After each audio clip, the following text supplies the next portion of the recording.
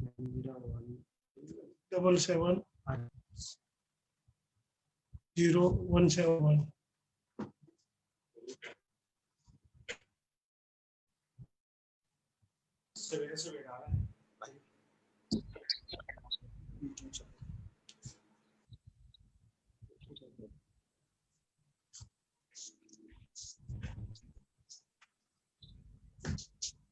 नमस्कार जी भाई साहब, प्रबंध जी नमस्कार। नमस्कार नमस्कार नमस्कार। जी जी बहुत धन्यवाद जी, आप जी सर। समय से पहले आ गए हैं जी आप। आने बस में 2-3 मिनट है भी, मेरा समय से आ जाए तो अच्छा है। ना ना बिल्कुल जी बिल्कुल, ये तो सही कहा जी। बाकी लोग भी जुड़ रहे हैं जी, और भी लोग जुड़ने वाले हैं अभी। कोई बात नहीं, जुड़ने दो। जी जुड़, तब तक मैं भी लैपटॉप पर सेट कर रहा हूँ। अगर लैपटॉप सेट होगा तो लैपटॉप से बात करूंगा। हाँ जी जी सेटिंग।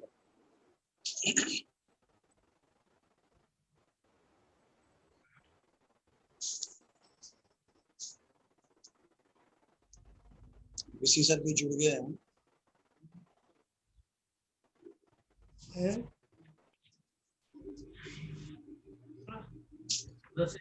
कोई दिक्कत नहीं, इस पर नहीं हो जाएगी।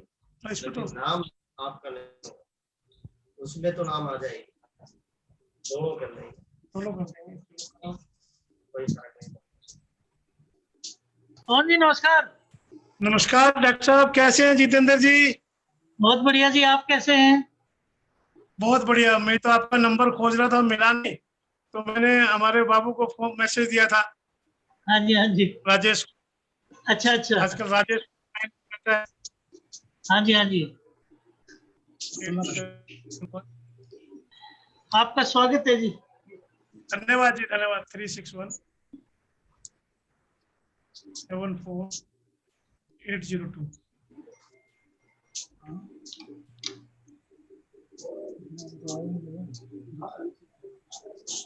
तो नमस्ते कर रहे हैं।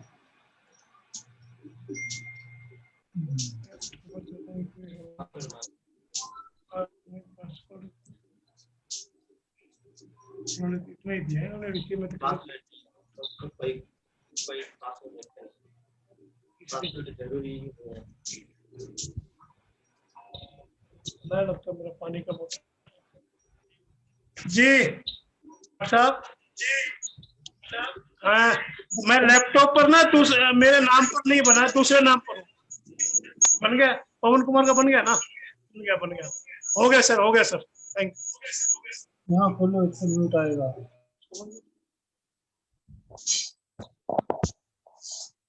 इसको रहने दीजिए, इसी का बनाना है।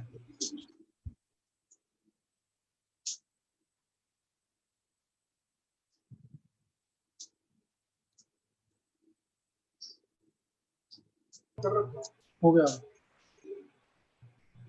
अब कहाँ से शुरू करें? कहाँ है फिर मेरा?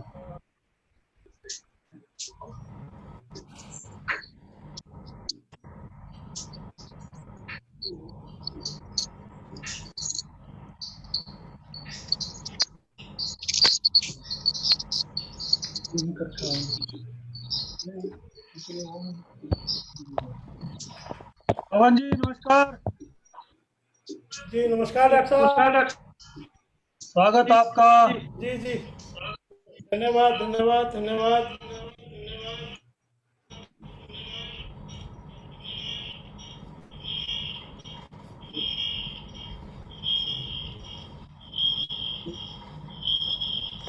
जूम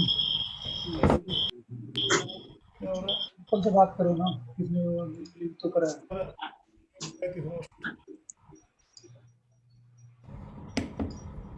उनको टीकू से बात कर लो ना यार, बैठे हो आप इतनी देर में।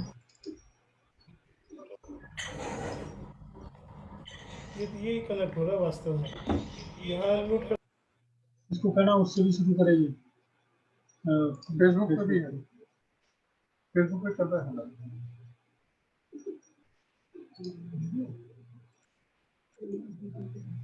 मेरा लोग है क्या, किसी को अच्छा लगता है उनको दिल जाता है ये देखना। हाँ नमस्कार।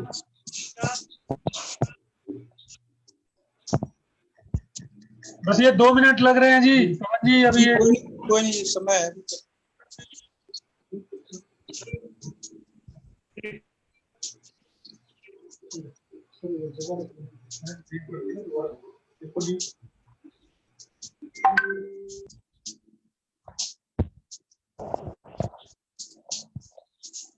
उनकी डिस्टर्बेंस हो गया तो।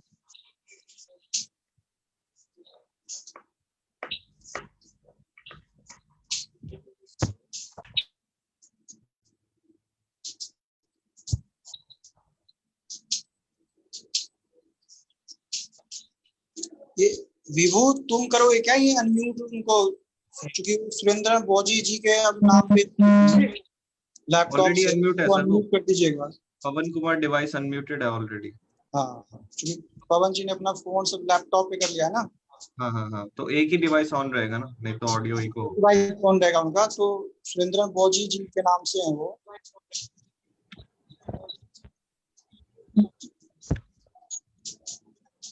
उनको अनम्यूट कर दीजिए, वो आवाज नहीं आ रही उनकी।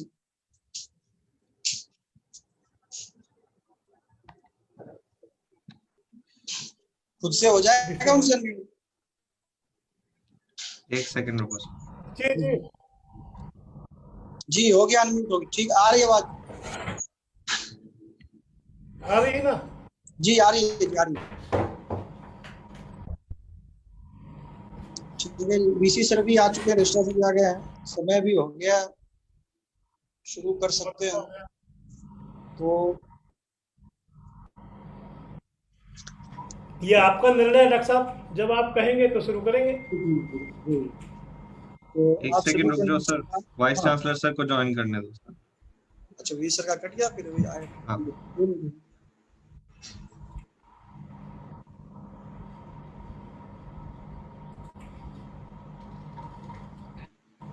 आ गया sir vice chancellor sir. Sir भी आ गए। सभी को नमस्कार। आज के इस ऑनलाइन व्याख्यान में सभी का स्वागत है। और हम सभी अभी इस कोविड-19 पेंडेमिक से गुजर रहे हैं। इस बीच में हम सब ने ऐसा महसूस किया कि प्रवासी मजदूरों की समस्या बहुत ही अधिक पूरे देश के सामने उभर कर आई है। इसी के तहत अपनी यूनिवर्सिटी का दत्तोपंत ठेंगरी विकास अध्ययन केंद्र आज एक विशेष व्याख्यान का आयोजन कर रहा है, जिसमें हमारे बीच हम सभी के लिए बहुत सौभाग्य की बात है कि श्री पवन जी हैं जो मुख्य वक्ता के रूप में रहेंगे।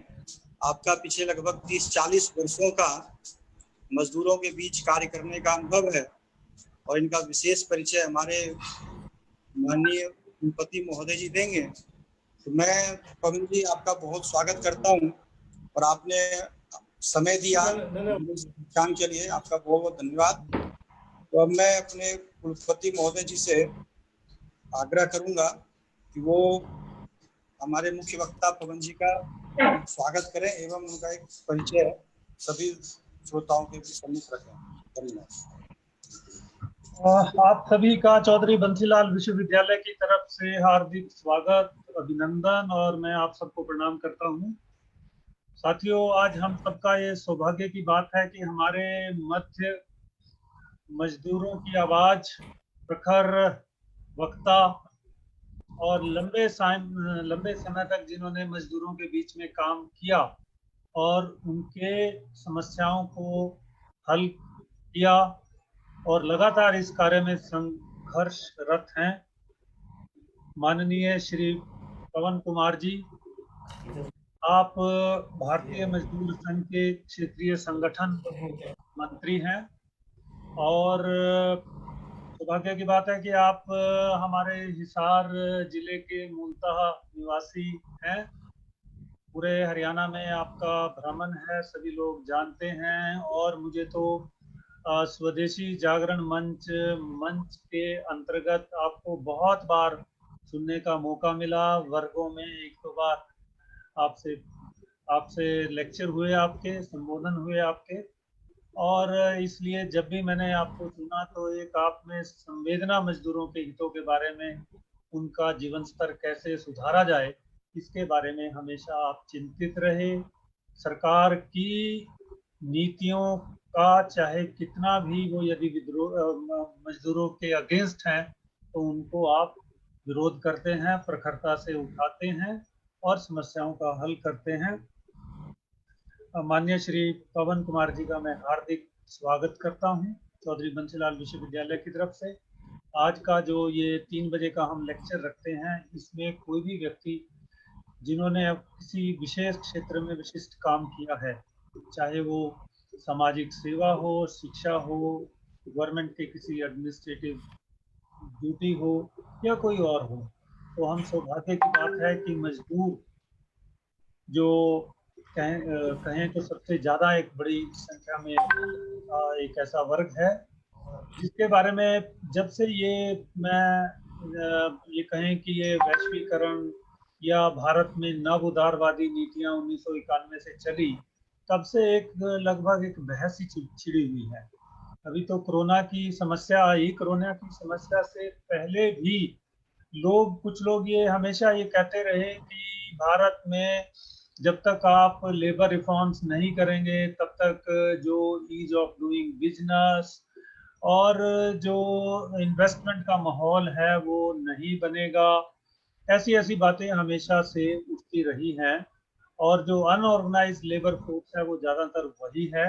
ऑर्गेनाइज्ड लेबर फोर्स तो मेरे को लगता है 7-8% होगी और अनऑर्गेनाइज्ड सेक्टर में देखा जाए यदि इसको तो शायद उसमें 10-12 करोड़ के करीब जो लोग इसमें लगे हुए हैं। उनके लिए जो ये प्रवासी मजदूर हैं वो आज शहरों से वापस गांवों की ओर आए तो उससे उनको कितनी कठिनाइयों का सामना करना पड़ेगा, क्योंकि गांवों में भी अभी जो कृषि की दशा है वो उस स्थिति पर नहीं है जो मजदूरों को ठीक तरीके से उनको रोजगार प्रदान कर सके। और शहरों में इस कोरोना के कारण अभी वापस नहीं आ पाएंगे तो एक बहुत बड़ी दुविधा की स्थिति है।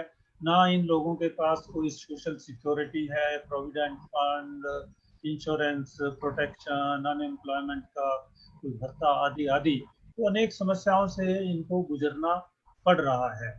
ऐसे में क्या नीति होनी चाहिए, क्या इनकी समस्याओं को कैसे सुधारा जाए, इनके ऊपर विचार किया जाना बहुत आवश्यक है। भारतीय मजदूर संघ हमेशा से इस नीति को अपनाता रहा है कि हम अपने वो काम करेंगे जो देश के हित में होगा और जो हमारी मजदूरी है उसके पूरे दाम देंगे। तो ये राष्ट्र ऋषि दत्तोपंत ठेंगड़ी जी का विचार था और हमने चौधरी बंसीलाल विश्वविद्यालय में इस सेंटर की स्थापना भी, दत्तोपंत ठेंगड़ी सेंटर की स्थापना भी इसीलिए की कि जो हमारे क्षेत्रीय स्तर पर आसपास के इलाके में जो ग्रामीण क्षेत्र है, जो मजदूर हैं, जो वर्कर हैं, जो अनऑर्गेनाइज सेक्टर है, जो स्मॉल एंड मीडियम एंटरप्राइजेस हैं, उनकी क्या समस्याएं हैं और उनकी समस्याओं का हम क्या समाधान कर सकते हैं। तो मुझे लगता है कि आज हम इसी विषय पर प्रवासी मजदूरों की क्या समस्याएं हैं इस पे माननीय श्री पवन कुमार जी का हमें मार्गदर्शन मिलेगा। इन कुछ शब्दों के साथ मैं पुनः हार्दिक स्वागत करता हूं माननीय श्री पवन कुमार जी का और आग्रह करता हूं कि आज का अपना जो उद्बोधन है हम सबके सामने रखें। माननीय श्री पवन कुमार जी, धन्यवाद। जी भाई साहब। जी नमस्कार।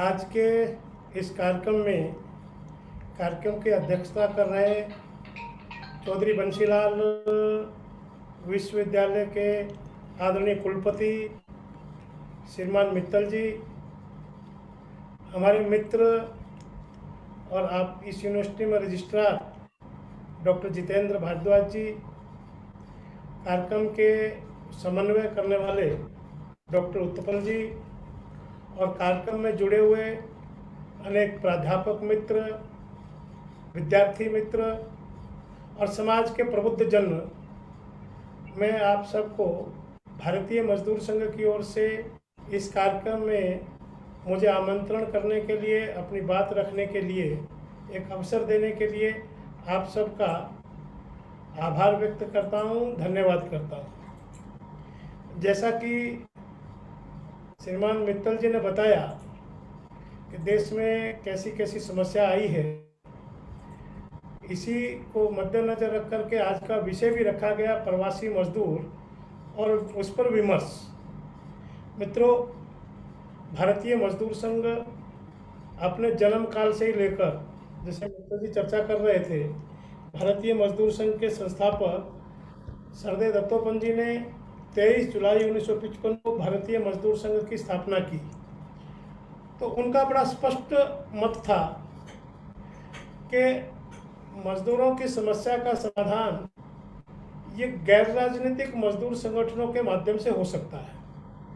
किसी राजनीतिक दल के पिछलग्गू बन के कुछ सुविधाएं तो जुटाई जा सकती है, किंतु समस्याओं का समाधान नहीं हो सकता। इसलिए वो एक बात कहा करते थे, भारतीय मजदूर संघ रिस्पॉन्सिव कोऑपरेशन की नीति पर चलेगा, उत्तरदायी सहयोग की नीति पर चलेगा। अगर इसको सामान्य भाषा में कहूँ मैं, तो वो कहा करते थे, हमारी प्रतिक्रिया, हमारा रिएक्शन सरकारों के एक्शन पर निर्भर करता है।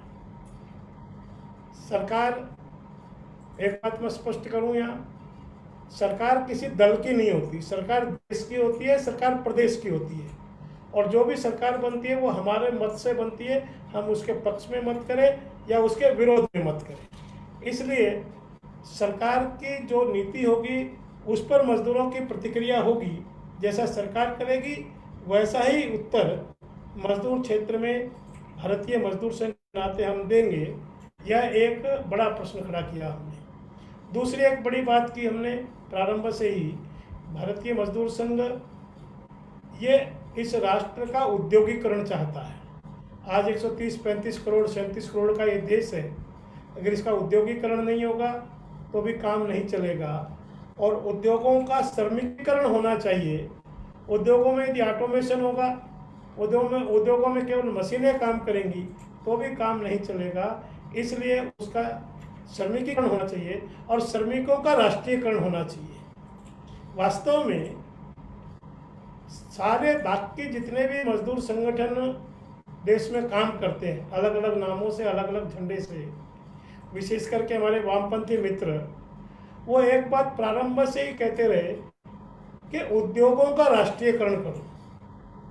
भारतीय मजदूर संघ ने कहा श्रमिकों का राष्ट्रीयकरण करो, नेशनलाइज द लेबर। क्योंकि उद्योगों का राष्ट्रीयकरण करना माने प्रबंधन का तरीका बदलना। पहले निजी उद्योगपति चलाता है, बाद में सरकारी उद्योगपति चलाएंगे, तो उससे काम नहीं चलेगा। बल्कि इस देश का मजदूर देशभक्त होना चाहिए। इस प्रकार की नीति पर भारतीय मजदूर संघ प्रारंभ से ही इस पर चलता है। भारतीय मजदूर संघ के नाते अनेक सारे विषयों पर भारतीय मजदूर संघ ने प्रारंभ से ही अपना व्यू रखा। एक और बड़ी बात कही जो आज भी हमारे राजनेताओं के भी समझ में नहीं आ रही अभी, और ट्रेड यूनियन को तो आएगी भी नहीं, ऐसा मुझे लगता है।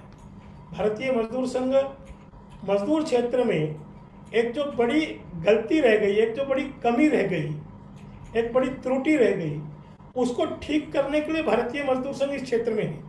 वो त्रुटि क्या रह गई कि प्रबंधन और मजदूर इन दोनों के समझौते के बीच में एक पक्ष जो इग्नोर हो गया, वह ग्राहक, वह राष्ट्र। हम सब जगह, हम एक स्थान को छोड़कर सब जगह ग्राहक होते हैं। उस ग्राहक की चिंता करना, ये भारतीय मजदूर संघ ने प्रारंभ से ही कलेक्टिव बार्गेनिंग नहीं, सामूहिक सौदेबाजी नहीं, तो नेशनल कमिटमेंट, इस विचार को लेकर के अपना काम प्रारंभ किया। मित्रों, एक बात, भारतीय मजदूर संघ का काम केवल सरकारों के सामने, केवल उद्योगपतियों के सामने प्रश्न खड़े करते जाना, समस्याओं पर बोलते जाना, इतना ही नहीं है। तो समस्या का समाधान क्या है? हमारी दृष्टि में ये समस्या निपट कैसे सकती है, वह भी साथ साथ बताते जाना, तब जाकर के और उसका मामला ठीक ठाक बनता है। एक बात मित्तल जी कह रहे थे संगठित क्षेत्र असंगठित क्षेत्र की, केवल इतना ही करता हूँ, संगठित क्षेत्र में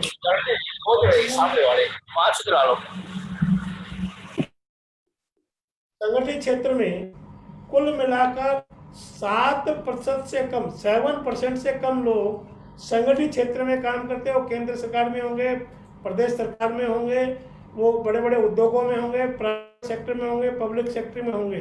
7% उद्योग को काम कर्मचारी काम करता है और 93% कर्मचारी ये असंगठित क्षेत्र में काम करता है। ये एक बड़ी विडंबना है कि इनफॉर्मल सेक्टर में 70 साल की आज़ादी बाद भी इतनी बड़ी मात्रा में मजदूर है, 93%, उसको फॉर्मल करने की दिशा में कोई बात अभी तक बढ़ी नहीं। मित्रों, आज जिस विषय पर मूल रूप से हम विचार करने के लिए बैठे, यह कोरोना नाम की जो वैश्विक महामारी आई, इस वैश्विक महामारी ने कुछ कड़वा सत्य भी समाज को दिखाया। ये तथाकथित जो डेवलप कंट्रीज है, विकसित देश है, जिन्होंने अर्थ की प्रधानता को स्वीकार किया है, उनके सामने बड़ा प्रश्न किया और उन देशों में इस महामारी का बड़ा व्यापक प्रभाव रहा। उस पर देखा जाएगा, उस अनुपात में भारत में इस महामारी का असर कम हुआ। उसका कारण शायद राजनीतिक नेतृत्व द्वारा बड़ी परिपक्वता के साथ, बड़ी मैच्योरिटी के साथ जो समय से निर्णय किए गए, उसके कारण से भी शायद इस महामारी का उतना प्रभाव और भारत में नहीं दिखा जितना तथाकथित विकसित देशों में इस महामारी का असर दिखा। भारत के माननीय प्रधानमंत्री जी ने 24 मार्च को ही लॉकडाउन की घोषणा की। सारे देश को 4 घंटे के नोटिस पर बंद कर दिया गया। उससे पहले एक दिन का जनता कर्फ्यू लगाया गया। लॉकडाउन के बाद सब प्रकार के उद्योग धंधे बंद हो गए, सब प्रकार के बाजार बंद हो गए, सब प्रकार के दैनिक वेतन भी जो मजदूर थे वो बेरोजगार हो गए। उनके सामने एक नया संकट खड़ा हुआ कि क्या करेंगे। इसलिए लोगों ने पहले ही झटके में सोचा घर आएंगे, तो उनको घर जाने भी नहीं दिया गया, रोक दिया गया बॉर्डर्स पर। अनेक प्रदेश सरकारों ने अपने अपने बॉर्डर पर उनको रोका। मित्रों, इस बीच में 29 मार्च को प्रधानमंत्री जी ने कहा था जो जहां है जिस हालत में वही रहे। उन्होंने आग्रह किया था मकान मालिकों से कि किराएदार को अपने घर में रहने दें। उन्होंने आग्रह किया था प्रबंधकों से कि मजदूरों का वेतन दें। किंतु 29 मार्च को इस संबंध में सरकार ने विधिवत रूप से डिजास्टर मैनेजमेंट एक्ट के तहत एक आदेश पारित किया कि मजदूरों को पूरा वेतन मिलेगा। मित्रों, अफसोस इस बात का होता है कैसे ये जो बड़े उद्योगपति है, इनकी लॉबी कैसे काम करती है। इसका एक बड़ा ऐसा दृश्य सामने आया जिसकी देश और समाज अपेक्षा नहीं करते थे। आपको ध्यान होगा 6 अप्रैल को KPMG की नाम के एक सर्वे कंपनी की एक रिपोर्ट आती है और वो रिपोर्ट कहती है कि उद्योगपति वेतन नहीं दे सकता, जबकि 24 मार्च तक मजदूर ने काम किया था, 7 तारीख को उसका वेतन मिलना था।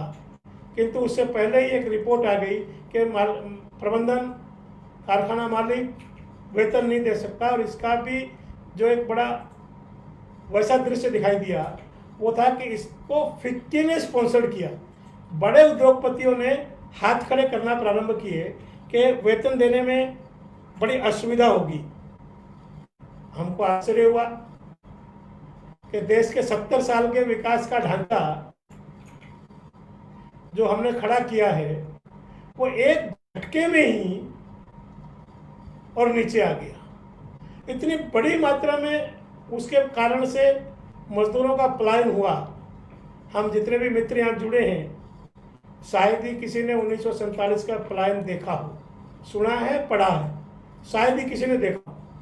किंतु वो पलायन एक अलग प्रकार का पलायन था। देश का दुर्भाग्यपूर्ण विभाजन हुआ था, उस विभाजन में एक बड़ी मारकाट हुई थी। उसके कारण से पश्चिमी पंजाब से हमारे समाज के बड़े हिस्से के लोग वहाँ अपना घर द्वार बिजनेस कारोबार छोड़ करके आ रहे थे। वहाँ उस समय सब प्रकार के लोग थे, उद्योगपति भी आ रहे थे, बिजनेसमैन भी, ट्रेडर भी, मजदूर भी, सब प्रकार के लोग आ रहे थे। किंतु अभी देश के 70 साल की आज़ादी के बाद 6 दिन के लॉकडाउन के बाद भी उन्होंने कहना शुरू किया कि हम पता नहीं दे सकते। उसके कारण से उसको बड़ी मात्रा में पलायन करने पर मजदूर को और मजबूर किया। ऐसे उदाहरण ध्यान में आए जब घर के मालिकों ने,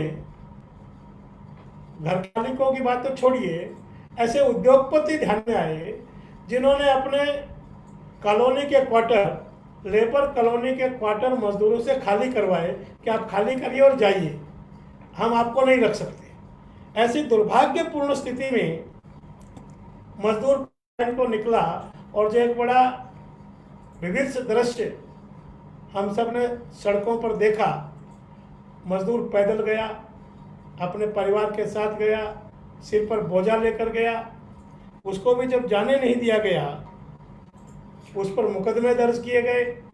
लॉकडाउन के प्रोटोकॉल तोड़ने के सैकड़ों की मात्रा में मुकदमे दर्ज हुए। मित्रों, एक बात हम बहुत पहले से कहते आए, कौन बनाता हिंदुस्तान? भारत का मजदूर किसान। किंतु इस कोरोना की महामारी में न मजदूर की चिंता हुई, न किसान की चिंता हुई। ये केवल नारा बनकर रह गया, ये एक संस्कार नहीं बना। हम ये भूल गए, महाराष्ट्र हो, गुजरात हो, हरियाणा हो, पंजाब हो, कर्नाटक हो, ये इस देश के विकसित राज्य ये भूल गए कि इसके विकास में मजदूरों की एक बड़ी भूमिका है। अगर मजदूर नहीं आते तो विकास कैसा होता, होता नहीं होता, एक बड़ा प्रश्न खड़ा है अपने आप में।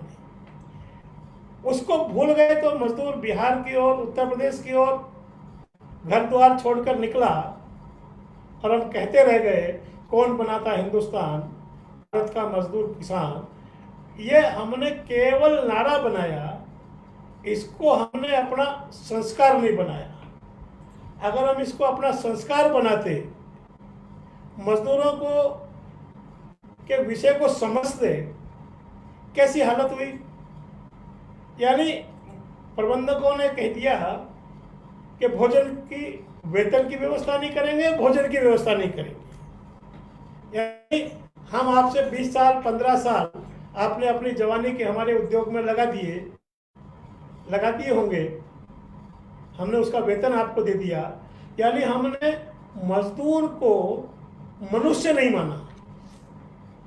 अगर मजदूर को मनुष्य मानते, मनुष्य की तरह व्यवहार करते, उसको उसका सम्मान देते, तो शायद ये दृश्य दिखाई नहीं देते, स्थिति बनती नहीं देश की जो बनी।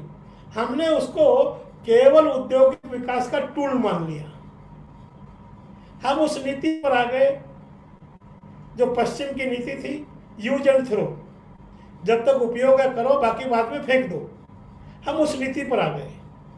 हमने मजदूरों की चिंता नहीं की, उसको मनुष्य नहीं माना। हालांकि एक दूसरा दृश्य भी दिखाई दिया, देश में अनेक सारे सामाजिक संगठनों ने, वो सेवा भारती होगी, भारतीय मजदूर संघ होगा, या और बहुत सारे स्थानीय स्तर के संगठन होंगे, जिन्होंने इन लौटते हुए मजदूर की सब प्रकार की चिंता की, उनके भोजन की, उनके पानी की, उनकी दवाई की, उनके बच्चों के दूध की, सब प्रकार की चिंताएं की। किंतु उद्योगपतियों ने हाथ खड़े कर दिए। ये एक बड़ा दुर्भाग्यपूर्ण दृश्य जो देश में खड़ा हुआ, जिसके कारण से आज संकट बना हुआ है। आज मजदूर लौट गया, अब सुप्रीम कोर्ट भी बोल रहा है इनके स्थानीय रोजगार की व्यवस्था क्या है। अगर स्थानीय रोजगार होता तो शायद आज से 20 साल पहले, 30 साल पहले, 40 साल पहले मजदूर अपने घर गांव को छोड़कर, कोई भी व्यक्ति अपना गांव घर छोड़कर जाता है तो वो किसी न किसी मजबूरी में ही जाता है। अगर उसको गांव घर पर सब प्रकार की सुविधा मिलती है तो जाता नहीं। आज उसको गांव घर पर वो चला तो गया, उसको मिलेगा क्या, उसकी सुविधा क्या होगी? अब सुप्रीम कोर्ट भी पूछ रहा है राज्य सरकारों से, साहब क्या व्यवस्थाएं होंगी इनकी, आप एफिडेविट सबमिट करिए। सुप्रीम कोर्ट भी बहुत देर से जागा है मजदूरों के मामले में। उद्योगपतियों का मामला होता, किसी और का मामला होता, किसी राजनेता का मामला होता तो सुप्रीम कोर्ट में तुरंत हस्तक्षेप करता है। और अगर किसी एक्टर का मामला होता, किसी हीरोइन का मामला होता तो इतनी जल्दी हस्तक्षेप करता।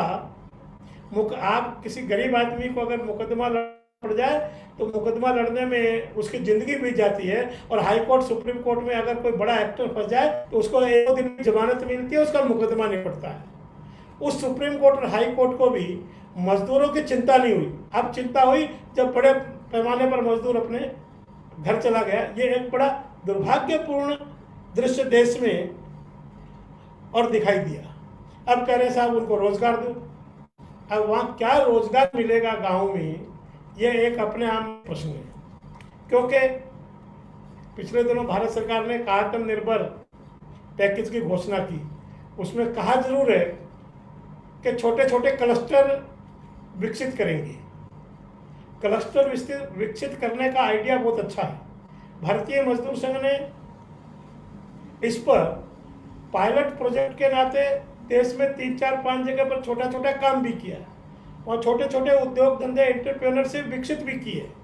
और मुझे यहाँ ये कहने में कोई संकोच भी नहीं है कि भारतीय मजदूर संघ ने खासकर मध्य प्रदेश के वनवासी क्षेत्र, जनजाति क्षेत्र में भारतीय मजदूर संघ की ही एक नई शक्ल खड़ी की है, एक नया स्वरूप वहाँ के मजदूरों ने दिखाया है। उस ILO जैसे संगठन भी सोचने पर बाध्य हुए।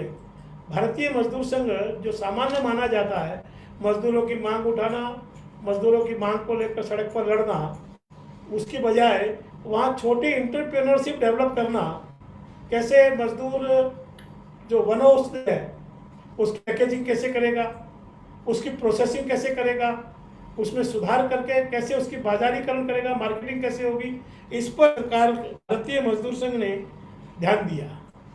किंतु आज उसकी बात जरूर हुई है, कैसा होगा ये एक समय बताएगा। आज एक दूसरी चुनौती जो हमारे सामने आई है, अभी लॉकडाउन खुल गया। लॉकडाउन खुलने के बाद आर्थिक गतिविधि प्रारंभ हुई। अब मैं रोज देखता हूँ, आप सब भी देखते होंगे, सब बड़े बड़े उद्योग जगत के संगठन चिल्ला रहे हैं, बड़े बड़े उद्योगपति चिल्ला रहे हैं कि साहब उद्योग चलेगा कैसे, मजदूर आ नहीं रहा, मजदूर के बगैर काम कैसे चलेगा। अरे साहब, आपने अगर उस समय मजदूर की चिंता की हो, मजदूर जाता ही नहीं। अब मजदूर आएगा कैसे, आप इसकी चिंता में हैं। भारतीय मजदूर ने एक बात बहुत पहले से कही, 2 बातें कही हमने बहुत पहले से। एक कहा, उद्योग में पूंजी के 2 हिस्से हैं। आपने आज तक उसको स्वीकार नहीं किया, अलग बात है। भारतीय मजदूर का पूंजी के 2 हिस्से हैं। एक हिस्सा धनराशि है, पूंजी है, जिसको आप धन कहते हैं, पैसा कहते हैं, और दूसरी पूंजी पसीना है। अगर किसी भी उद्योग में केवल पैसा लगेगा तो उद्योग में उत्पादन नहीं होता जब तक उसके ऊपर मजदूर का पसीना नहीं गिरता। इसलिए भारतीय मजदूर संघ ने कहा ही शुरू से कि पैसे और पसीने की कीमत समझो एक समान। पैसा और पसीना दोनों को जब तक बराबर नहीं समझेंगे तब तक ये बात बनेगी नहीं। हम ये कहते ही आए हैं, श्रम की पूंजी श्रम का मान। सब मजदूर का पसीना ही उसकी पूंजी है, उसका भी सम्मान होना चाहिए। आज कैसा डिस्ट्रीब्यूशन सिस्टम है देश का। मैं पिछले दिनों देख रहा था, एक बड़े उद्योगपति का नाम लेता हूं। देश में एक बड़े उद्योगपति है मुकेश अंबानी, रिलायंस ग्रुप के चेयरमैन हैं। हम में से शायद पता नहीं कितने लोगों को पता होगा कि उसका वेतन कितना है। उसका वेतन है साहब 39 करोड़ रुपए सालाना। 39 करोड़ रुपए वेतन लेने वाला व्यक्ति, जब मिनिमम वेज की बात आती है, क्योंकि मजदूर तो अभी मिनिमम वेज पर ही है, मजदूर को तो फेयर वेज तो छोड़ दीजिए, अभी नीड बेस मिनिमम वेज की बात भी नहीं होती, वो तो मिनिमम वेज पर ही है। और मिनिमम वेज भी जब तय करने बैठते हैं तो राज्य सरकारें अपने ढंग से करेंगी, केंद्र सरकार अपने ढंग से करेगी, मनरेगा का मिनिमम वेज अलग होगा। आपको आश्चर्य लगेगा, केंद्र सरकार ने 2 साल पहले मजदूरों का न्यूनतम वेतन 350 रुपये तय किया, किंतु मनरेगा का मजदूरों का वेतन अभी इस कोरोना महामारी में बड़ी कृपा करके 185 रुपये से 202 रुपये की, यानी 17 रुपये बढ़ाया बड़ी कृपा करके। यानी वही मजदूर अगर कारखाने में काम करेगा तो 350 रुपये लेगा, खेती में काम करेगा तो 300 रुपये लेगा, और अगर मनरेगा में काम करेगा तो सरकार ने कहा हम बड़ी कृपा कर रहे हैं आप पर, 202 रुपये लीजिए। यानी मिनिमम वेज भी कितने प्रकार का होगा देश में, ये अपने आप में आश्चर्य लगता है। दिल्ली की सरकार कहेगी लगभग 14,600 रुपये के आसपास दिल्ली का मिनिमम वेज होगा, और जैसे ही उत्तर प्रदेश में चले जाएंगे तो 8,000 रुपये होगा, हरियाणा में चले जाएंगे तो 9,000 रुपये होगा। यानी आज मजदूर मिनिमम वेज की लड़ाई लड़ता है। वो इक्वल डिस्ट्रीब्यूशन की बात जो कभी हमने सुनी थी वो कहीं दूर छूट गई। एक दूसरी बात भी आज उद्योगपतियों को ध्यान में आ रही है, बाजार को ध्यान में आ रही है कि सब बाजार तो खुल गए, बाजार चल नहीं रहे। बाजार चलेंगे कैसे साहब, मजदूर है नहीं, उसके पॉकेट में पैसा नहीं तो खरीदारी नहीं। इसलिए भारतीय मजदूर संघ लगातार ये बात कहता है कि अगर उद्योग धंधे ठीक से चलाने हो तो मजदूर को पूरा वेतन दो, अच्छा वेतन मिलेगा तो वो वेतन इसी बाजार में लगाएगा, खरीदारी बढ़ेगी, बिक्री होगी तो और उत्पादन की मांग आएगी। ये एक ऐसा साइकिल चलता है जिसके कारण से देश का और विकास भी होता है, देश में पूंजी भी बढ़ती है, देश में मान सम्मान भी बढ़ती है, किंतु इसकी ओर किसी का ध्यान ही नहीं है। अब उद्योगपति को जरूर समझ में आ रहा है कि कैसे लाएंगे। मुझे आश्चर्य हुआ, अभी 3 दिन पहले पंजाब से 200 लग्जरी बसें वहां के किसानों ने बिहार से मजदूरों को लाने के लिए भेजी है, क्योंकि अब उनको धान रुपाई में समस्या आ गई। धान की रुपाई, चावल की रुपाई कैसे होगी, बिना मजदूर के होगी नहीं, तो अब मजदूर को लाने के लिए लग्जरी बसें भेज रहे हैं। एक सज्जन ने तो 160 मजदूरों को हवाई जहाज से मंगवाया। अरे भाई, अगर उस समय आप इनके रोटी पानी की व्यवस्था करते हैं, चिंता करते हैं, तो शायद इस प्रकार की बात नहीं होती। एक दूसरी बात जो बड़ी विचित्र लगती है, रोजाना केंद्र सरकार हो, प्रदेश की सरकार हो, एक बात रोज बोलती है कि सब बिचौलिया नहीं चाहिए। ये जो बिचौलिया है ये गड़बड़ करता है। किसान का माल सीधा कारखाने वाला खरीदे, ये जो बीच में छोटा ट्रेडर है, मंडी में आड़ती बैठा है, ये सब गड़बड़ करते हैं। इसलिए बिचौलिया नहीं चाहिए। बिचौलिए के खिलाफ ये सरकार बड़ी मजबूती के साथ खड़ी है। हम मार्केट देंगे, हम ये करेंगे, 10 प्रकार के उदाहरण देती है। और वही सरकार मजदूर क्षेत्र में बिचौलिए को प्रमोट करती है, केंद्र की सरकार और प्रदेश की सरकार। आपको लगेगा मेरी बात सुनकर आश्चर्य है कि मैं ये बात कैसे कह रहा हूं कि सरकार बिचौलियों को प्रमोट कर रही है। आप सब जानते हैं ये जो ठेका प्रथा है, ये ठेका प्रथा क्या है?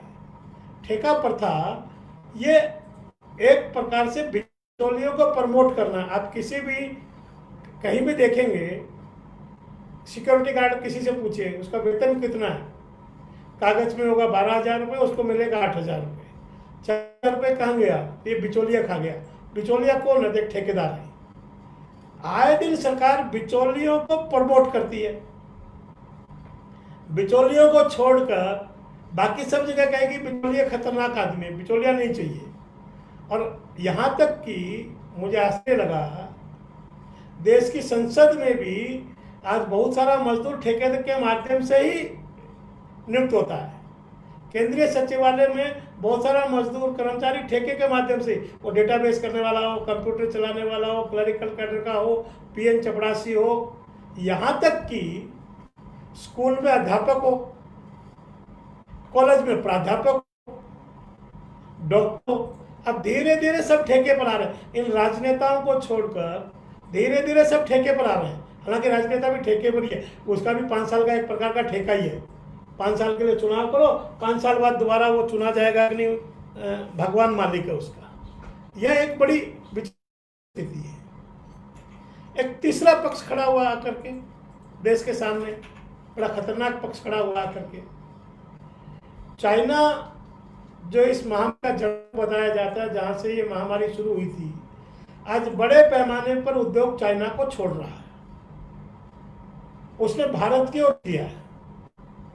भारत के लगभग 1200 अधिकारी चाइना की कंपनियों के साथ आमने सामने वार्ता कर रहे हैं, फेस टू फेस वार्ता कर रहे हैं। भारत में आइए, भारत में उद्योग लगाइए। बहुत अच्छी स्थिति है, भारत में उद्योगीकरण हो, हम तो इसके पक्ष में ही हैं। किंतु आने वाले, ये मैं अपने आप में एक अलग प्रकार की व्यवस्था देख रहा हूँ। ये अलग प्रकार का सिस्टम बन गया देश में। दुनिया में भारत का उद्योग भी गया, दुनिया में जहां जहां भारत का उद्योग गया, वहां की सरकारों ने कहा कि हमारी शर्तों पर हमारा बैंक का कानून, हमारा विद्युत का कानून, हमारा श्रम कानून सब मानने पड़ेंगे। और हमारे उद्योगपतियों ने, चाहे भारत से गए हो या दुनिया से कहीं से भी गए हो, जिस भी मुल्क में गए वहां के कानून को मानने के लिए बाध्य हुए। किंतु वही उद्योगपति जब भारत में आता है तो शर्त लगाता है, श्रम कानून नहीं चाहिए। और देश का दुर्भाग्य ऐसा है, देश की 3 राज्य सरकारों ने, उत्तर प्रदेश, मध्य प्रदेश और गुजरात, उत्तर प्रदेश और मध्य प्रदेश ने 3 साल के लिए श्रम कानूनों को सस्पेंड कर दिया। गुजरात की सरकार ने 4 साल के लिए श्रम कानून को सस्पेंड कर दिया। अब वहाँ आप संगठन नहीं बना सकते। और ये पहली बार होगा देश में कि अभी माननीय श्रम उपकुलपति महोदय लेबर रिफॉर्म की बात कर रहे थे। लेबर रिफॉर्म के नाम पर ऐसा काम कर दिया, अगर किसी मजदूर की छटनी हो जाए तो उस मजदूर को सुप्रीम कोर्ट में भी जाने की अनुमति नहीं है, सुप्रीम कोर्ट में भी अपील नहीं कर सकता। नो वकील, नो दलील, नो अपील। कोई अपील नहीं, कोई दलील नहीं, कोई वकील नहीं, सुप्रीम कोर्ट तक जाने का अधिकार नहीं है। कैसा विकास करेंगे हम? उसको देखा देखी और 12 राज्यों ने ये कहना प्रारंभ कर दिया 8 घंटे की ड्यूटी 12 घंटे की करेंगे, और कर दी। अध्यादेश जारी कर दिया। आपकी हरियाणा सरकार ने भी 8 घंटे की ड्यूटी 12 घंटे कर दी। और कानून को धक्का बताकर कहा कि ये 4 घंटे का ओवर टाइम है, इसका सिंगल पैसा मिलेगा। कानून में डबल पैसे का प्रावधान है। अनेक सरकारों ने कहा, उसमें हरियाणा भी शामिल है, पंजाब भी शामिल है, राजस्थान भी शामिल है। अनेक राज्य सरकारें, 12 सरकारें हैं जिन्हें कहा कि सिंगल ओवर टाइम मिलेगा। यानी इस देश में व्यवस्था होनी चाहिए थी रोजगार की। आप रोजगार के साथ भी अपराध कर रहे हो, धोखाधड़ी कर रहे हो, मजदूर के साथ भी धोखाधड़ी कर रहे हो, उत्पादन के साथ भी धोखाधड़ी हो रही है। क्योंकि जो मजदूर 8 घंटे की ड्यूटी के बाद 4 घंटे ओवर टाइम करेगा तो स्वाभाविक रूप से उसकी उत्पादन करने की जो कार्य क्षमता है वो प्रभावित होगी। जब कार्य क्षमता प्रभावित होगी तो उत्पादन कैसे होगा? उत्पादन तो होगा नहीं। दूसरी ओर 135 करोड़ के मुल्क में कुछ लोग ओवर टाइम करेंगे तो शेष लोगों को रोजगार कैसे मिलेगा? तो उनको रोजगार नहीं मिलेगा, उनके साथ भी गड़बड़ी होगी, उनको रोजगार नहीं मिलेगा और जो उत्पादन भी कम होगा। ये बड़ी विचित्र स्थिति है।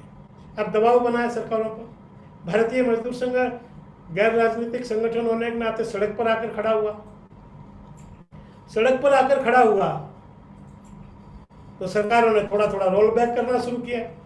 अब कहना शुरू किया है कि साहब नए उद्योगों में जो आएंगे उनको कानून की छूट देंगे। साहब इस देश में एक बड़ा मेरे मन में एक प्रश्न आता है कि कानून का राज रहेगा कि नहीं, लॉ ऑफ लैंड ये होगा कि नहीं। कैसे कोई भी सरकार भारत के संविधान के होते हुए, और देश में दुनिया में एक व्यवस्था है, ये सब करने में किसी से बात नहीं की सरकार ने, जबकि देश में दुनिया में एक व्यवस्था है। भारत प्रारंभ से ही 1920 से ही ILO का मेंबर है, इंटरनेशनल लेबर ऑर्गेनाइजेशन का। उसकी कन्वेंशन है 144 144 कन्वेंशन 144, जिसके तहत श्रम के संबंध में, मजदूरों के संबंध में कोई भी निर्णय करना हो तो त्रिपक्षीय वार्ताएं आवश्यक होती है। भारत की सरकार ने इस संकल्प को संसद में पारित किया। संसद में पारित संकल्प को दरकिनार करके, ILO की कन्वेंशन को दरकिनार करके, बिना किसी से वार्ता किए, न किसी मजदूर संगठन से तो वार्ता हुई नहीं, उद्योग संगठनों से हुई हो तो हमें पता नहीं, बिना किसी से वार्ता किए, त्रिपक्षीय वार्ता किए, राज्य सरकारें एक तरफा निर्णय कर रही है। नहीं साहब, श्रम कानून रहेंगे ही नहीं, यानी लॉ ऑफ लैंड, कानून का राज रहेगा ही नहीं साहब। वास्तव में ये लेबर रिफॉर्म की जरूरत नहीं है। ईज ऑफ डूइंग बिजनेस का जो नारा लेकर सरकार चल रही है, उसकी बहुत जरूरत नहीं है। जरूरत है वास्तव में ईज ऑफ डूइंग बिजनेस की बजाय, मुझे तो लगता है ईज ऑफ लाइफ की जरूरत है। हम मानते हैं पंडित दीनदयाल जी ने एकात्म मानव दर्शन दिया, उसमें मानव के विकास की बात की है। हमारी सारी थ्योरी में मनुष्य नहीं है विकास के केंद्र में। जब तक मनुष्य विकास के केंद्र में नहीं आएगा, अपना स्वामी विवेकानंद कहते थे, जब तक एक भी आदमी भूखा है, इस देश में करोड़ों लोग भूखे। स्वामी विवेकानंद का आदर्श वाक्य वो आज धरे के धरे रह गए। पंडित दीनदयाल जी के सिद्धांत धरे के धरे रह गए। आज दुनिया को समझ में नहीं आ रहा कि हम जाएं कहाँ। भारत सरकार भी उसी सस्पेंस में फंस गई है। पूंजीवाद, साम्यवाद या पूंजीवाद। भारतीय मजदूर संघ ने के संस्थापक सरदार दत्तोपंत जी ने बहुत पहले एक बताया थर्ड वे, एक तीसरा भी रास्ता है। इसको उसमें स्पष्ट कहा उन्होंने, इसका अध्ययन होना चाहिए, अध्ययन कर भी रहे होंगे। आज बहुत सारा मटेरियल हमने साइट पर उपलब्ध भी कराया है, dbthengdi.in, इस पर बहुत सारा मटेरियल हमने उपलब्ध भी कराया है। किंतु थर्ड वे का जब तक अध्ययन नहीं करेंगे, ये पूंजीवाद और साम्यवाद के चक्कर में फंसे रहेंगे। अब सरकारें कह रही हैं सब चीज़ों का निजीकरण करें, डिफेंस का प्रोडक्शन यूनिट का निजीकरण, रेलवे के प्रोडक्शन यूनिट का कहीं निगमीकरण, कहीं निजीकरण, जिनका निगमीकरण हो गया उनका निजीकरण। कौन से रास्ते पर जा रही है सरकार? मित्रों, भारतीय मजदूर संघ ने बहुत प्रारंभ से कहा, ये मजदूर ये मालिक भी है, क्योंकि इसकी भी पूंजी लगी है, इसका भी पसीना लगा है। इसको भी पीछे जब VP सिंह की सरकार थी तब एक सिद्धांत चला, वर्कर पार्टिसिपेशन इन मैनेजमेंट, प्रबंधन में मजदूरों की भागीदारी। भारतीय मजदूर संघ ने उस समय भी कहा था प्रबंधन में भागीदारी नहीं, वर्कर पार्टिसिपेशन इन ओनरशिप, प्रबंधन में नहीं, मालिकाना अधिकार में भागीदारी दो। जब तक मजदूर को उद्योग का मालिक नहीं बनाओगे, जब तक मजदूर उसको अपना नहीं समझेगा। आप जो व्यवस्था ला रहे हो ठेका की, वो 1 साल 2 साल के लिए आएगा साहब। कैजुअलाइजेशन जितना होगा, लो क्वालिटी का वर्कर आएगा तो प्रोडक्शन भी लो क्वालिटी का होगा। बिना स्किल्ड के वर्कर आएगा तो उसकी क्वालिटी कैसी होगी? और उसके जीवन में जब ये प्रश्न खड़ा रहेगा कि 2 साल बाद तुझे यहाँ से हटना ही है, जब ये प्रश्न खड़ा रहेगा उसको सामने, तो वो शांत मन के साथ एक लंबी योजना के साथ उद्योग में काम कैसे करेगा? ये अपने आप में एक बड़े सवाल देश के सामने और ये खड़े हैं। इन जब प्रश्नों पर अगर विचार कोई नहीं करेगा तो आने वाले समय में देश के सामने एक अलग संकट खड़ा होगा। इसलिए भारतीय मजदूर संघ और आज की सारी समस्या पर हमारा ये बहुत विनम्र निवेदन है कि देश के विकास का ढांचा ठीक करना है, देश के विकास को ठीक दिशा में बढ़ाना है। ये असंतुलित विकास ये चलेगा नहीं देश में लंबे समय तक। अगर ये ठीक करना तो निश्चित रूप से मजदूरों को प्रबंधन में, मालिकाना अधिकार में उसकी भागीदारी दीजिए। जब उसकी भागीदारी मिलेगी, वो उद्योग को जब अपना समझेगा। मैं आपको एक बड़ा अच्छा उदाहरण बताता हूँ। वो उदाहरण ऐसा है कि आज भी जो पुराने हमारे उद्योग हैं, टाटा का होगा, बिरला का होगा, डालमिया का होगा, मोदी का होगा, वहाँ जो मजदूर 20 साल पहले रिटायर हो गया, वो भी कहता है ये मेरा कारखाना है। वर्तमान के इस युग में कोई कहता नहीं ये मेरा कारखाना है। इसका भी एक चिंतन करना, मजदूर का कारखाने के साथ अपनापन कैसे जुड़ेगा, इसका जब चिंतन होगा, मनुष्य का विकास होगा तो देश का विकास होगा, और देश का विकास होगा तो तभी भारत जगत गुरु की ओर, विश्व गुरु की ओर बढ़ेगा। ये दो हिस्से में नहीं सकता। कुछ हिस्सा विश्व बनने जाएगा, आज जैसे हो गया देश में एक इंडिया और एक भारत। ये इंडिया और भारत चलेगा नहीं, ये समूचा भारत बनकर जब आगे बढ़ेगा तब जाकर के देश का विकास होगा, दुनिया का विकास होगा। और उसी आधार पर जब हम जाएंगे तो निश्चित रूप से कुछ एक दूसरी बात भी, एक और विषय बोलकर अपनी बात पूरी करता हूँ। बहुत सारे उद्योगपतियों ने तनख्वाह देने से मना किया, किंतु सब उसमें ऐसे नहीं है। बहुत सारे उद्योगपतियों ने, मैं उनका आभार भी व्यक्त करता हूँ, बहुत सारे उद्योगपतियों ने न केवल तनख्वाह दी बल्कि मजदूरों के भोजन पानी की चिंता की। इतना ही नहीं तो इंसेंटिव भी दिए। जिन्होंने इंसेंटिव दिए, जिन्होंने भोजन पानी की चिंता की, जिन्होंने मजदूर के वेतन की चिंता की, उन उद्योगों के सामने अब कोई संकट नहीं खड़ा कि उद्योग का पहिया चलेगा कैसे। बंद ही नहीं हुआ तो चलने की समस्या ही नहीं है। जैसे ही लॉकडाउन खुला तुरंत काम शुरू हो गया। ये समस्या उनके सामने आई जिन्होंने वेतन देने से मना किया। इसलिए मेरा ये मानना है कि अब शायद वो समय आ गया जब मजदूर शहरों की ओर जाने की बजाय, जिस प्रकार का आर्थिक विकास का ढांचा खड़ा किया हमने पिछले 70 साल में, मजदूरों को शहरों की ओर लाए, गांव से निकालकर। गांव में कुछ नहीं, गांव में क्या करोगे, मरते समय गांव ही उसके जीवन का आधार बना। उसको लगा कि गांव में जाकर ही कम से कम जैसे कैसे भी जिंदा तो रह लेंगे, वो भी शहर में नहीं होगा। जो शहर में लाए तो शहर में हमने स्लम डेवलप किए, क्राइम डेवलप किया। इसलिए शायद अब समय आया है जब देश की सरकार को, देश के उद्योगपतियों को, उद्योग जगत को, देश के शिक्षाविदों को, देश के चिंतनशील प्राणियों को, देश के अर्थशास्त्रियों को एक बात पर विचार करना पड़ेगा। बहुत विनम्रता से आग्रह करता हूं, आप उद्योगों से कहिए गांव की ओर चलो, जहां मजदूर रहता है वहां जाओ, मजदूर को अपने यहाँ मत बुलाओ।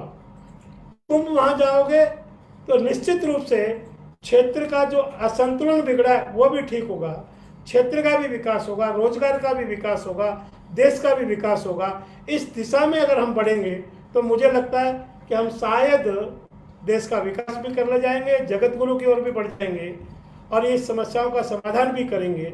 इतना निवेदन करके एक बार पुनः आप सबका आभार व्यक्त करते हुए मैं अपनी बात पूरी करता हूँ। किसी मित्र के में कोई सवाल होगा वो पूछेंगे तो जो फिर ठीक लगेगा उसका उत्तर हम देंगे। डॉक्टर साहब। बहुत बहुत धन्यवाद श्रीमान पवन जी का। इतने गंभीर और समसामयिक विषय को बड़े ही सहजता से आप हम सबके सामने रखा आपने। अभी किन्हीं श्रोता बिंदु को यदि कोई सवाल हो आप पूछ सकते हैं श्रीमान पवन जी से, और इशारा करेंगे अपना वीडियो ऑन करके तो विभू आपको अनम्यूट कर देगा। हाँ जी सर, किसी का कोई भी सवाल है वो माइक बटन पे क्लिक करके अपने आप को अनम्यूट करके सवाल पूछ सकते हैं। मैं डॉक्टर रवि प्रकाश, बालाध्यक्ष इतिहास। पहले तो बहुत बहुत धन्यवाद। आपने बहुत ही गंभीर विषय वस्तु को जो है बहुत ही साधारण ढंग से बताने की कोशिश की।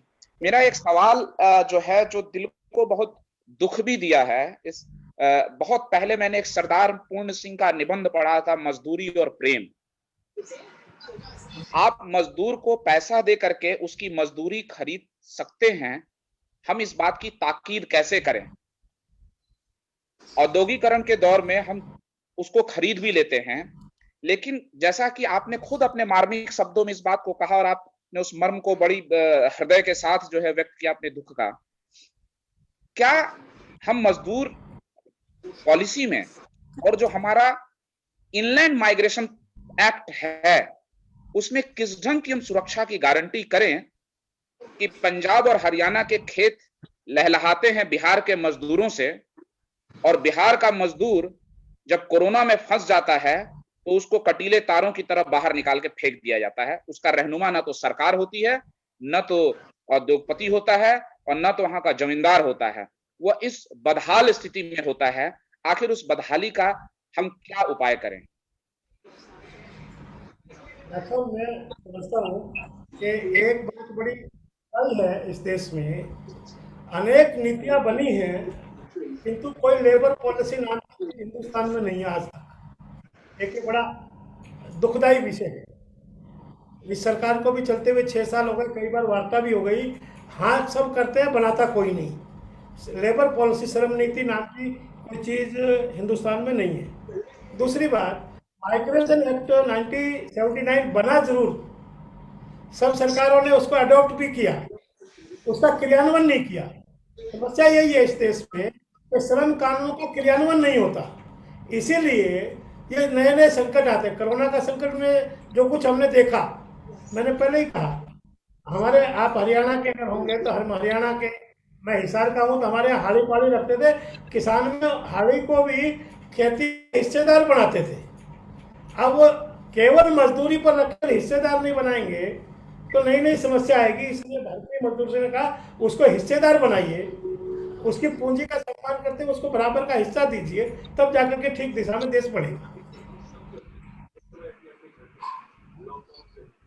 जी,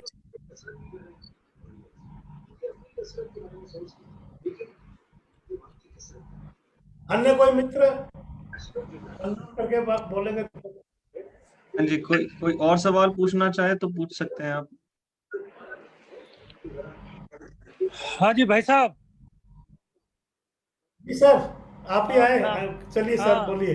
मैं ये वैसे जिज्ञासावश पूछ रहा हूँ कि जो ये जब से ये नई आर्थिक नीतियां चली तब से एक जो इंडस्ट्रियलिस्ट है उनके दिमाग में हर टाइम या जब भी डिस्कशन गवर्नमेंट में होता है तो एक ही बात निकल के आती है कि लेबर रिफॉर्म्स बड़े रिजिड हैं और फ्लेक्सिबिलिटी चाहिए और हायर एंड फायर की पॉलिसी चाहिए, और इकोनॉमिक्स भी कई बार कहते हैं कि यदि लेबर फ्लेक्सिबिलिटी के साथ इम्प्लीमेंट करेंगे तो एम्प्लॉयमेंट ऑर्गेनाइज सेक्टर में बढ़ सकती है।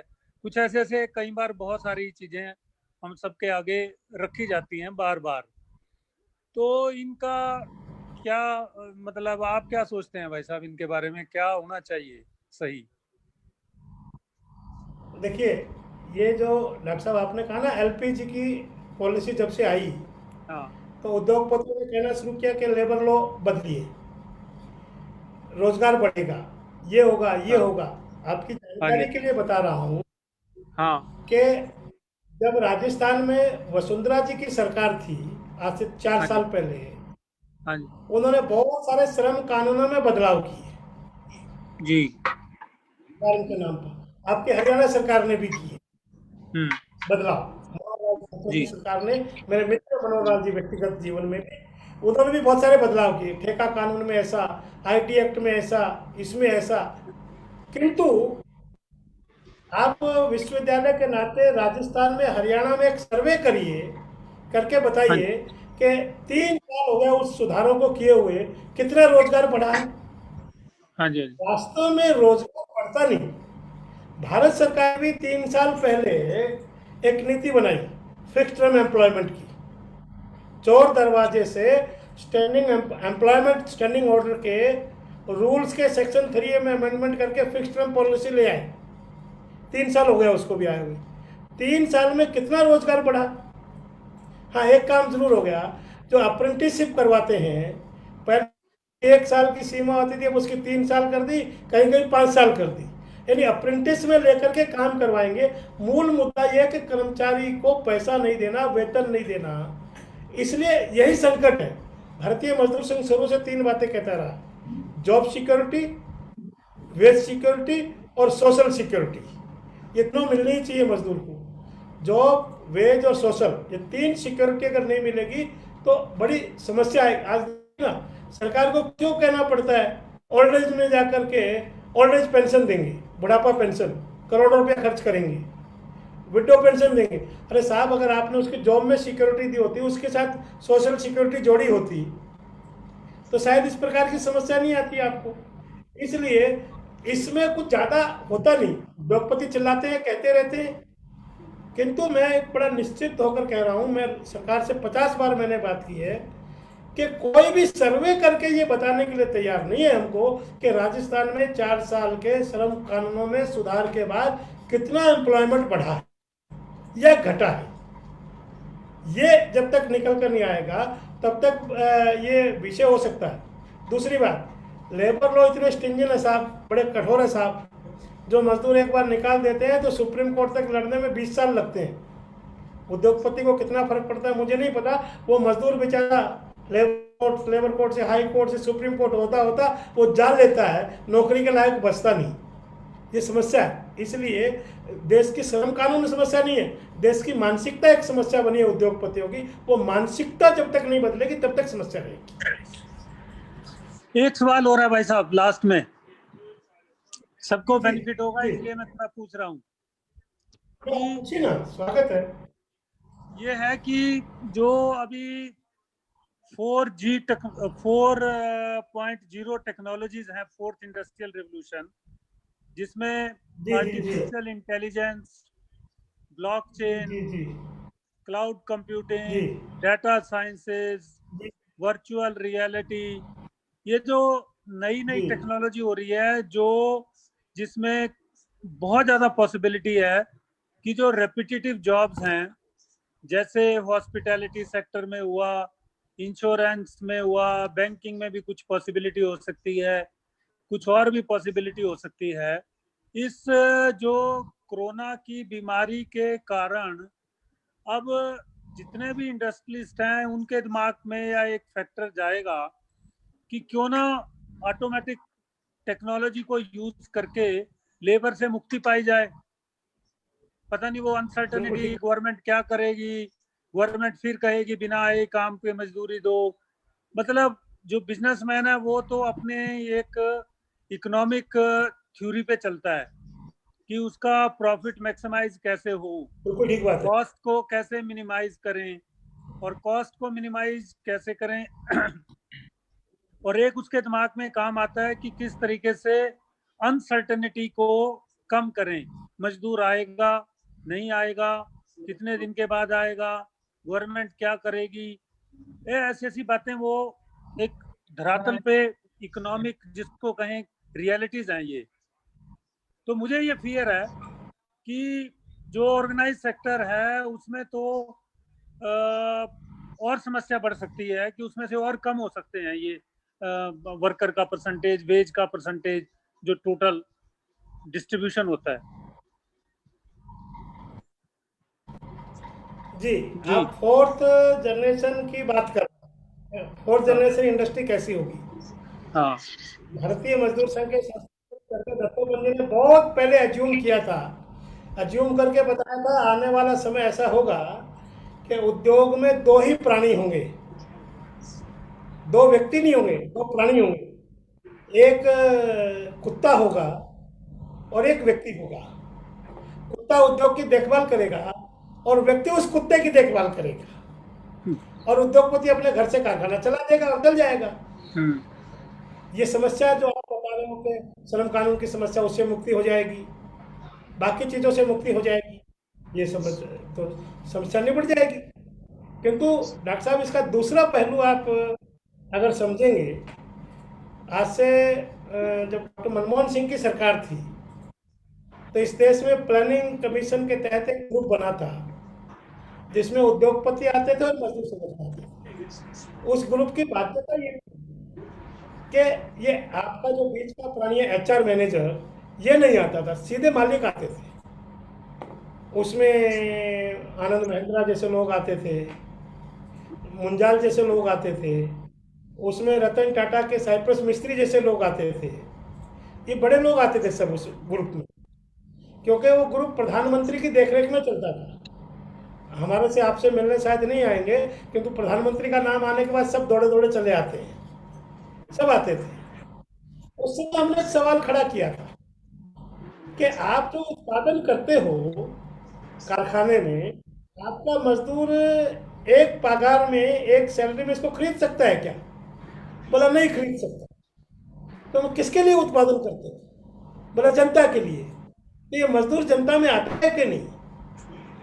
तो उद्योगपतियों का दिमाग चकरा गया कि ये क्या सवाल हुआ हमसे। ये मुनाफे के चक्कर में मजदूरों की छटनी हो जाएगी, मजदूर की खरीदारी की पावर नहीं रहेगी, तो इनका उत्पादन खरीदेगा कौन? एक सवाल तो ये। दूसरा एक बड़ा सवाल खड़ा है, देश को फिर एक दूसरी तैयारी करनी चाहिए। फोर्थ जनरेशन इंडस्ट्रियलाइजेशन के साथ साथ एक दूसरी तैयारी करनी चाहिए कि देश क्रिमिनलाइज कितना होगा। भूखा मरता आदमी कौन सा पाप नहीं करेगा? उसको पता है कि जेल में जाऊंगा तो कम से कम रोटी तो मिलेगी, कपड़ा तो मिलेगा, दवाई तो मिलेगी। बाहर रहकर भूखे मरने से अच्छा है। तो सोसाइटी कितनी क्रिमिनलाइज होगी, इसका फोर्थ जनरेशन अमेंडमेंट करने वालों ने, इंडस्ट्रियलाइज करने वालों ने शायद इस पक्ष पर विचार नहीं किया। कितना वो कमाएंगे और कहाँ रखेंगे और क्या होगा देश का, वो एक बड़ा गंभीर प्रश्न है। इसलिए जब तक उद्योगों में मजदूर नहीं आएगा, इक्वल डिस्ट्रीब्यूशन नहीं होगा, केवल चंद घरानों के हाथ में पैसा चला जाएगा, तो देश का विकास नहीं होगा, देश क्रिमिनलाइज होगा। और देश में एक अलग प्रकार की जो व्यवस्थाएं बनेंगी देश में, सरेआम क्या क्या गुंडागर्दी होगी, मार। क्योंकि मैं भूखा मुझे जिस दिन पता लगेगा आज डॉक्टर राम कुमार जी को तनख्वाह मिलेगी, तो मैं गेट के बाहर खड़ा रहूंगा पिस्टल लेकर, डंडा लेकर, आते ही तनख्वाह छीन लूंगा। बैंक से पैसा लेकर आएंगे तुरंत छीन लेगा आदमी, क्योंकि उसके पास तो है ही नहीं।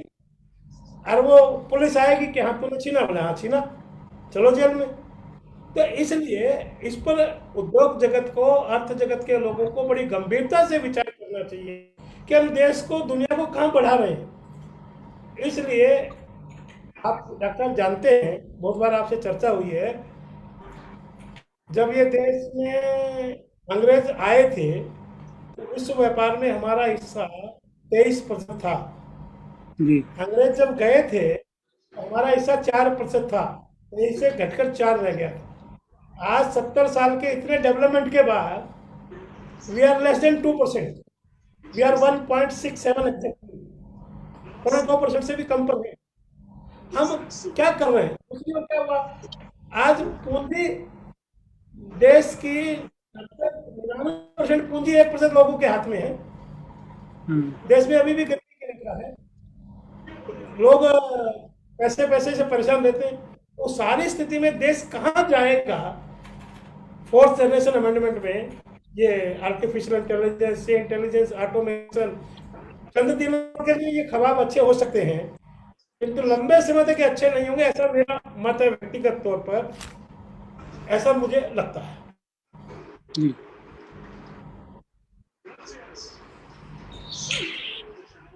सर मेरा भी एक सवाल है। जी जी। मेरा नाम डॉक्टर पवन गुप्ता है, मैं कंट्रोलर ऑफ एग्जामिनेशन यूनिवर्सिटी में हूँ। पहले तो बहुत बहुत धन्यवाद आपका, बड़ा अच्छा विचार आपने रखा। कौन सी यूनिवर्सिटी में आप सर? मैं चौधरी बंसीलाल यूनिवर्सिटी में ही हूँ। ओके सर, बहुत अच्छा सर। तो बहुत बहुत साधु भाव आपको, आपने बड़ा अच्छा विचार रखा। और जो विचार आपने दिया कि इंडस्ट्री को गांवों में जाना चाहिए, ये बड़ा अच्छा विचार है। प्रवासी मजदूर जिस जिलों में वापस गए हैं, सरकार ने भी एक योजना बनाई है कि उनको वहीं पे उद्योग में कुछ दिया जाए, मनरेगा में काम दिया जाए। तो पहले तो मुझे यही शंका है कि वो काम किस तरह का होगा, उनके टैलेंट के हिसाब से, जो स्किल सेट है उनका, उसके हिसाब से उनको काम मिल पाएगा नहीं मिल पाएगा। दूसरा मेरे जो संशय है मेरा ये है कि in spite of having all the ये जो आपका है टैक्स हेवन जोन बनाते हैं, स्पेशल इकोनॉमिकल जोन, उसके बाद भी इंडस्ट्री तो जी। पहुंचती नहीं है वहां पे। अब जब इंडस्ट्री नहीं जी। होगी तो काम क्या मिलेगा उन मजदूरों को? दूसरी बात, जो जी। मजदूर यहाँ से गए हैं, जिस इंडस्ट्री में काम करते थे, उनको मजदूर जी। नहीं मिलेंगे तो वो इंडस्ट्री बंद हो जाएंगी। जी। तो इसके ऊपर आपका क्या विचार है? थोड़ा मार्गदर्शन करें। मुझे लगता है मैंने दोनों तीनों विषयों पर पहले बोला है, तो भी दोबारा बोलता हूँ। ये जो मजदूर गया है, इनकी स्किल मैपिंग होगी, किंतु हमने जो, मैंने कहा हमने पायलट प्रोजेक्ट बनाए कुछ, जैसे मैं दो तीन आपको उदाहरण बताता हूँ, आपको अच्छा लगेगा। एक अपने हरियाणा में ही किया हमने, भारतीय मजदूर संघ के नाम। मोरनी में अदरक से सौंठ कैसे बन सकती है, इसके छोटे छोटे छोटे छोटे उद्योग लगाए। अब उद्योगों का एक क्लस्टर बन गया सौंठ बनाने का। वही के लोग हैं, वही का मामला है, वही बनाते हैं, पंचकुला और चंडीगढ़ की मार्केट में आके सेल करते हैं। तो 30 लोगों का सेल्फ हेल्प ग्रुप बनाया, उन्हीं में से आकर के आगे मामला बनता है। अभी हमने पिछले दिनों ये जो उत्तर प्रदेश का आजमगढ़ जिला है, जिसके नाम से लोग करते हैं, जी। उसके फूलपुर नाम के गाँव में, और ये अचार की जो बड़ी लाल मिर्च आती है मोटी, ये बहुत होती है, सारी लाल मिर्च कच्ची मुंह में जाती थी। वहाँ के स्थानीय कार्यकर्ताओं से बात हुई, स्थानीय उद्योगपतियों से बात हुई, तो अब वहाँ अचार बनाने का काम प्रारंभ किया उन्होंने। ये जो भागलपुर है बिहार का, मखाना की पैकेजिंग शुरू कराई। नवगछिया में केले की चिप्स कैसे बनेगी, इस पर काम चल रहा है। मेरा मानना क्या है, स्थानीय स्तर पर रॉ मटेरियल देख करके उसकी वहाँ ट्रेनिंग करके उसका अगर वैल्यू एडिशन कराएंगे तो उद्योग एक काम मिलेगा। स्पेशल इकोनॉमिक जोन में सब उद्योग नहीं जा रहे, ऐसा नहीं है, उद्योग जा रहे हैं। वो तब तक ही वहाँ टिकते हैं जब तक वहाँ उनको श्रम कानूनों की बाकी 10 प्रकार की छूट रहती है।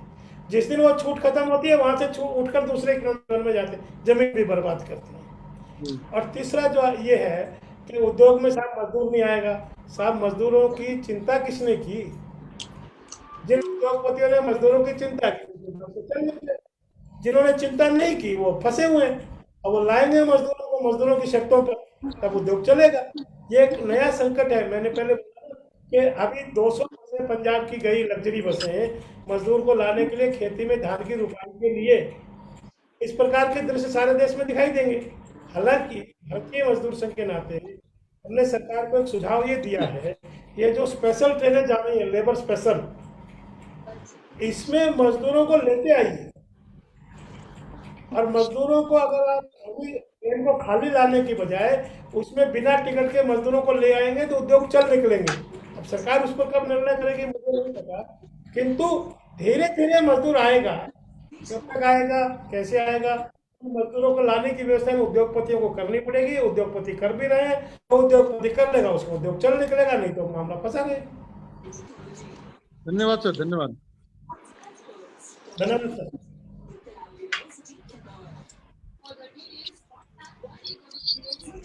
और कोई सवाल है तो जी कोई पूछ सकते हैं, नहीं तो समय लगभग हो गया है। सवाल बहुत बहुत धन्यवाद आपका जी, आपने बड़े ही समग्रता से इस विषय को रखा, सहजता से। अब मैं इस व्याख्यान के अंत में सचिव डॉक्टर जितेंद्र जी भारद्वाज से आग्रह करूंगा कि वे मुख्य वक्ता श्रीमान पवन जी एवं इस व्याख्यान में शामिल सभी श्रोताओं का धन्यवाद ज्ञापन करें।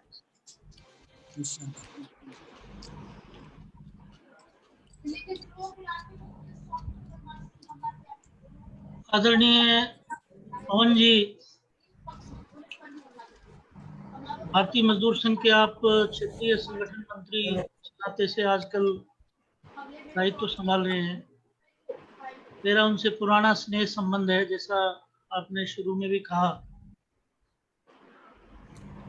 हरियाणा में और देश भर में मजदूरों के आंदोलन से आपका पिछले 3 दशकों से भी अधिक समय से जुड़ाव रहा है। वर्तमान कोरोना संकट के दौरान मजदूर प्रवासी श्रमिकों की जो समस्याएं रही, उन पर आपने विस्तार से प्रकाश डाला है। साथ ही देश के मजदूर आंदोलन की क्या क्या समस्याएं हैं देश के उद्योग जगत की क्या अपेक्षाएं हैं और सरकार की नीतियां किस प्रकार की हैं, इस सब को भी आपने हमारे सामने विस्तार से रखा है। आदरणीय पवन जी को मैं ये जानकारी बताना चाहता हूँ। आदरणीय सुरेंद्र जी भी हमारे बीच में हैं, दिखाई दे रहे हैं, मैं उनको भी नमस्कार करता हूँ। चौधरी बंसीलाल विश्वविद्यालय ने पिछले 3 माह से, जब से ये कोरोना संकट जारी रहा, हमारे जो सबसे कम वेतन प्राप्त करने वाले कर्मचारी थे, उन सबका वेतन हमने प्राथमिकता के आधार पर और बिना किसी उपस्थिति की शर्त लगाए पिछले 3 महीने से हमने लगातार उनको समय से जारी किया है। इसके लिए हमारे आदरणीय कुलपति जी ने विशेष आदेश जारी किए हैं।